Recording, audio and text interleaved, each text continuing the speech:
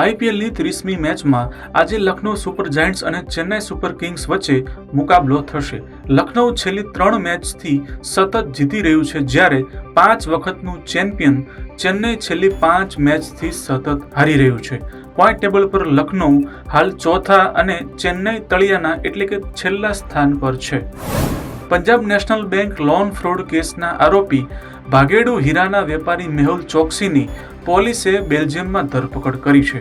Media reports અનુસાર central bureau of investigation એટલે કે સીબીઆઈની અપીલ પર ચોકસીની શનિવારે ધરપકડ કરવામાં આવી હતી અને હાલ તે જેલમાં બંધ છે. ભારતે બેલ્જિયમ સાથે ચોકસીના પ્રત્યાર્પણની પ્રક્રિયા શરૂ કરી છે.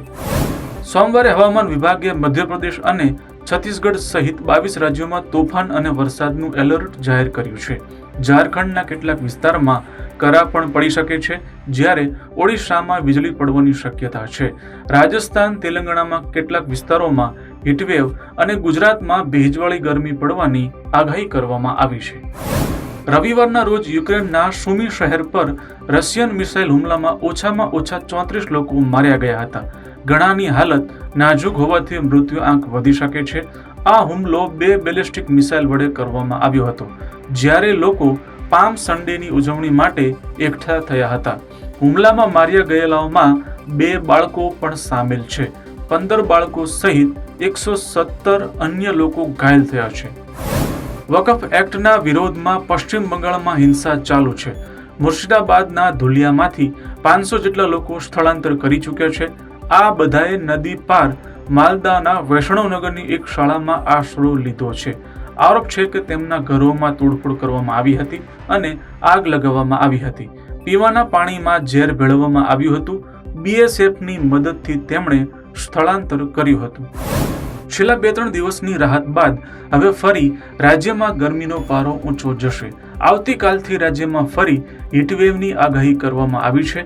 આજે હવામાન વિભાગની આગાહી મુજબ અમદાવાદ, રાજકોટમાં ગરમીનો પારો 42 ડિગ્રીએ પહોંચવાની શક્યતા છે. વાતાવરણ બદલાયું હોવા છતાં ગઈકાલે 42.7 ડિગ્રી સાથે રાજકોટ રાજ્યનું સૌથી ગરમ શહેર નોંધાયું હતું. રાજ્યમાં 8 જેટલા શહેરોમાં ગરમીનો પારો 40 ડિગ્રીને પાર ગયો હતો. ગુજરાતના દરિયાઈ વિસ્તારમાંથી વધુ એક વખત ડ્રગ્સ ઝડપાયું છે. ભારતીય કોસ્ટગાર્ડ અને ગુજરાત એટીએસના સંયુક્ત ઓપરેશન દરમિયાન આશરે 1800 કરોડ રૂપિયાની કિંમતનું ડ્રગ્સ મળી આવ્યું છે. પોરબંદરથી 190 કિલોમીટર દૂર દરિયામાં હાથ ધરવામાં આવેલી કાર્યવાહીમાં 300 કિલોગ્રામ નશીલો પદાર્થ જપ્ત કરવામાં આવ્યો છે. તાજેતરમાં જ મધમાખીના ઝુંડે ગબ્બર પર દર્શન કરવા ગયેલા શ્રદ્ધાળુ પર હુમલો કર્યો હતો, જેથી તેમને સારવાર અર્થે હોસ્પિટલ ખસેડવામાં આવ્યા હતા. તંત્રએ હવે પર્વત પર આવેલા મધપુડાને દૂર કરવાની કામગીરી હાથ ધરવાનો નિર્ણય લીધો છે, જેથી 15 થી 17 એપ્રિલ સુધી ગબ્બર ટોચ 51 શક્તિપીઠ પરિક્રમા અને રોપવે બંધ રાખવામાં આવશે. રાષ્ટ્રીય અધિવેશન પૂર્ણ થયા બાદ રાહુલ ગાંધી અઠવાડિયામાં જ બીજી વખત ગુજરાત આવશે. 15-16 એપ્રિલ દરમિયાન તેઓ મોડાસાની મુલાકાતે છે. 1000થી વધુ કોંગ્રેસી કાર્યકરોને માર્ગદર્શન આપશે. સંગઠનને લગતો નવો પાયલોટ પ્રોજેક્ટ ગુજરાતમાં શરૂ કરી શકે છે, જેમાં જિલ્લા પ્રમુખોને વિશેષ સત્તા આપવાની વાત કરવામાં આવી છે.